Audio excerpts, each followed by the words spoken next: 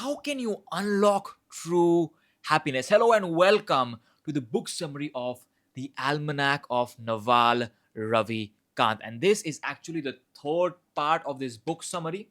In the first part, I talked about how can you actually build wealth and some of the other wealth creation systems that are out there. Okay, how can you use leverage? In the second part, I talked about how can you build good judgment, because just understanding the principles of wealth is not enough. You need to understand how you can build good judgment. And then today I'll be talking about the third part, which is learning happiness. So if you are someone that feels like you do not have control over your emotions, then this is absolutely for you. There are two more parts coming along the lines of happiness itself. So if you haven't subscribed already, subscribe right now and hit the bell icon as well to get notified whenever I post another video.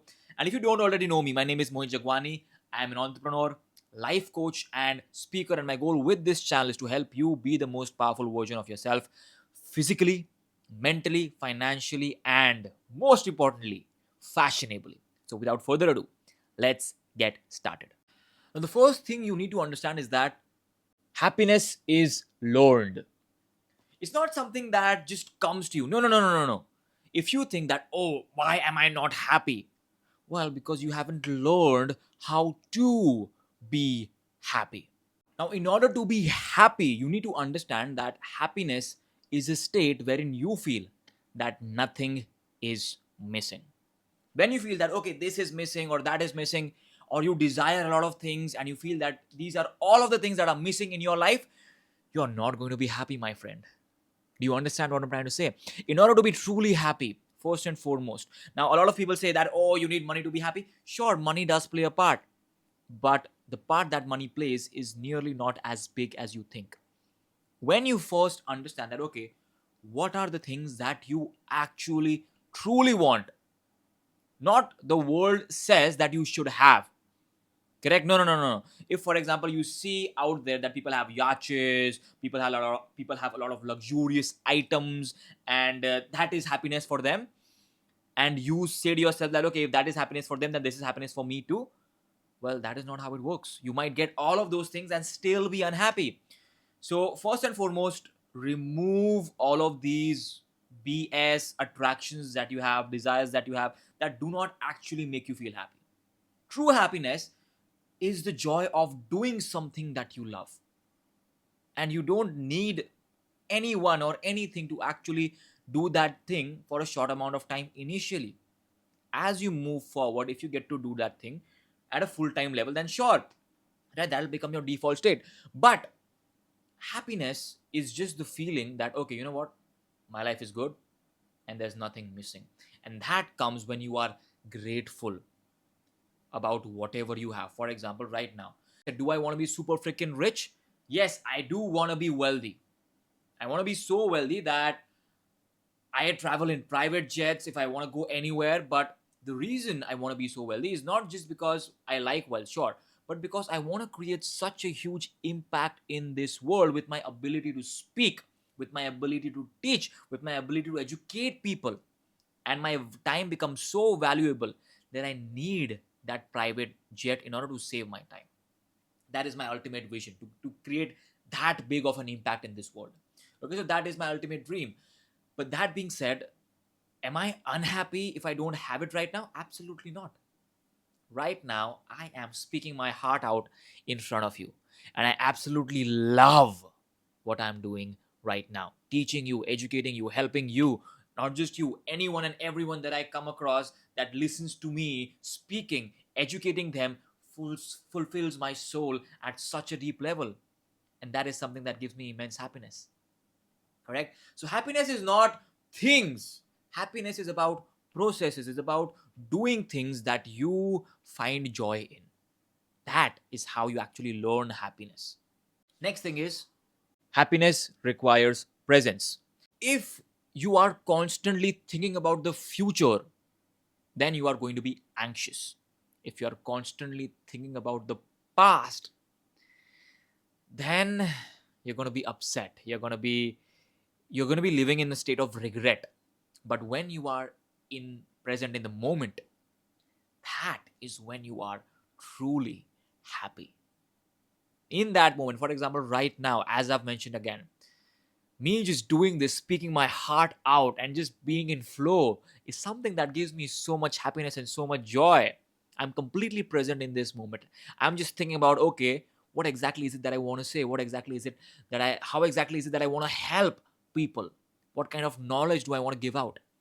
That is happiness, and it's happening because I am present in the moment. Okay, the next thing you need to understand is happiness requires peace. This is pretty obvious. I don't think I need to elaborate upon this. If you are constantly stuck in between one or the other crisis, you're not going to be happy. You need peace, and that peace does not come from the outside. If there is chaos inside, there's not going to be peace, and because of that you are not going to be happy. You need to get rid of the chaos that is on the inside, and that happens when you accept reality and stop being too anxious about the future or too regretful about the past. Okay, so in order to have that peace, you need to first and foremost cut the chains off. For some, have the ability to cut those chains off from those bad things that are happening around you. Stop thinking about them and just be present in the moment, and just think that, okay, you know what, you're alone, nobody's around you, the only person that's with you is you. All of the chaos that was around you, it's gone, it's not there, just for a small short amount of time. And you can achieve this state either, let's say, by meditation, journaling, or just focusing on just something. For example, it could be something as simple as cleaning your room. In fact, Jordan Peterson talks about this very deeply, right? How just this simple act of making sure that your room is tidy and clean gives you so much peace. So you can try that as well, and then you can read 12 rules of life as well. So that's a wonderful book as well. Okay, so happiness requires peace. Now, the next thing is every desire is chosen unhappiness.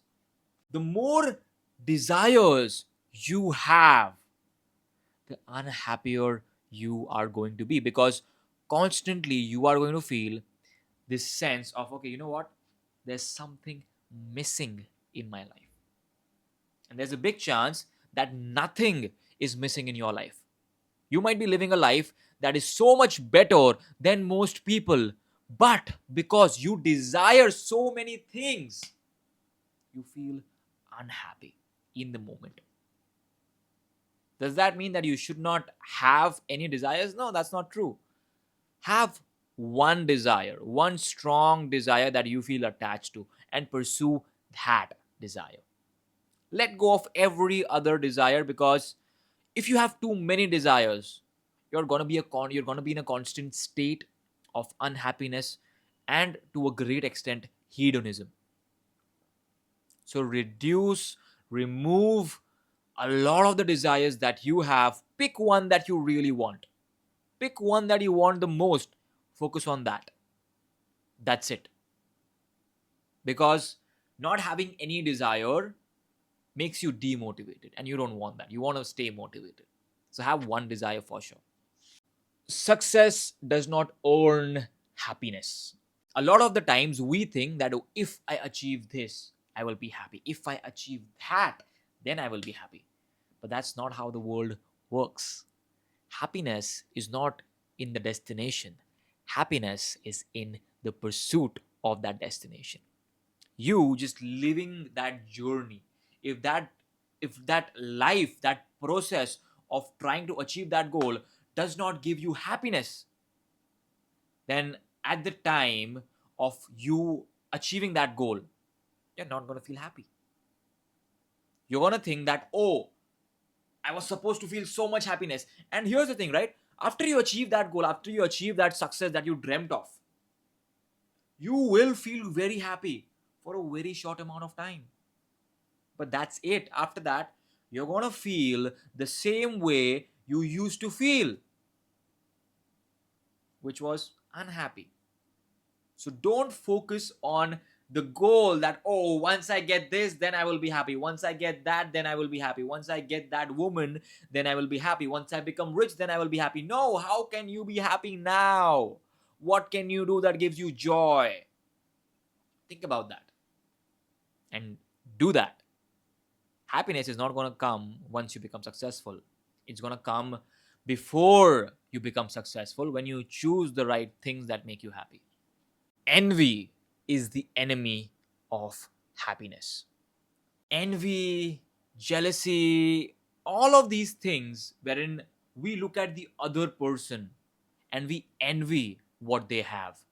We feel jealous and we feel that, okay, you know what, I want what they have. When you are constantly comparing yourself to the people around you, you are going to be in a constant state of unhappiness, because you think that your life is supposed to be like that, or like him, or like her. But that's not the case. You should decide by yourself, without looking at other people, what exactly is it that happiness is for you.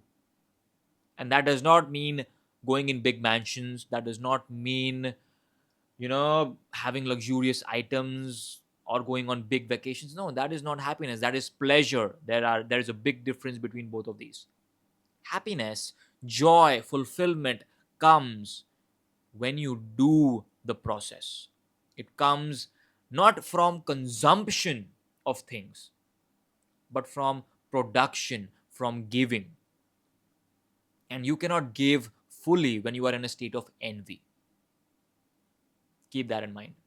Happiness is built by habits. Happiness is not just something that happens overnight, it has to be built daily through habits. In fact, there's this book called, let me just get that book as well. Now, this book is called Dopamine Nation. It's by Dr. Anna Lembke, and this talks about dopamine and how it affects our happiness levels. And what basically happens is that all of us have this pleasure and pain balance. And every time we do something that gives us a lot of pleasure, for example, let's say smoking or drinking or eating food that gives us unusually high pleasure, right? For example, a lot of fried food or very sugary food, that spikes our dopamine receptors and it spikes our dopamine levels. Correct? Now, what happens is that the more pleasure you feel, your line of normalcy is pulled up. So your line of normalcy is basically the level of dopamine at which you feel normal. Then it starts to move up. Now what happens is that when that pleasure is taken away, then even the absence of that pleasure, right? Let's say this was the absence of that pleasure. This was the dopamine level when the pleasure was normal, like it was not there. Now, since your line of normalcy is above that line, guess what? You feel pain. And that is why people, when they are on, let's say, cigarettes or alcohol or drugs, when they do too much of it, lack of that feels painful. You get withdrawals. That is what happens because it has affected your dopamine receptors. But the opposite is also true. If you deliberately choose pain, for example, you choose to work out on a regular basis, what are you doing? You're moving towards the pain side of the spectrum. When you regularly meditate, and when I say pain, I don't just mean any pain, pain that is actually good for you. For example, working out, meditation, right? Or just, sitting by yourself and not doing anything. That is peace. Okay? When you get comfortable with that, then it becomes super easy for you to be happy. So these are some of the habits that you can use to build happiness. Right? And the next segment is again happiness habits. So what are some of the happiness habits that you can incorporate? Nawal talks about habits like soaking in the sun, right? Early in the morning when sun rises and you just take a sun bath. And it has been proven to actually increase your happiness levels by, so I'm sure you must have heard about Andrew Huberman. If you haven't, he's a neuroscientist and he has his own podcast called the Huberman Lab. In that podcast, he does talk about how soaking in sunlight helps you increase your happiness levels as well.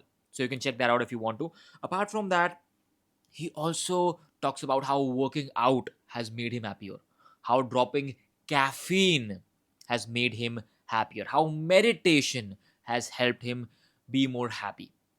Correct? Apart from that, if I were to give you one biohack to help you increase your dopamine levels, it has to be cold showers. When you do cold plunges, what happens is that in that moment, sure, there is a lot of shivering, a lot of cold, but if you can bear that for a minute and a half, or 2 minutes, then you get a surge of dopamine that is twice the amount of dopamine you get compared to cocaine. But the difference is that cocaine spike, that one hit of cocaine, gives you one dopamine spike. But that cold plunge increases your dopamine levels in a way that it spreads across throughout the day. So instead of feeling that one sudden hit of dopamine, you get that same level of dopamine, but that's distributed throughout your day. What that basically means is that instead of you feeling happy, very happy for one moment, you feel pretty happy for the entire day. So that is how this works. Finally, he talks about find happiness in acceptance.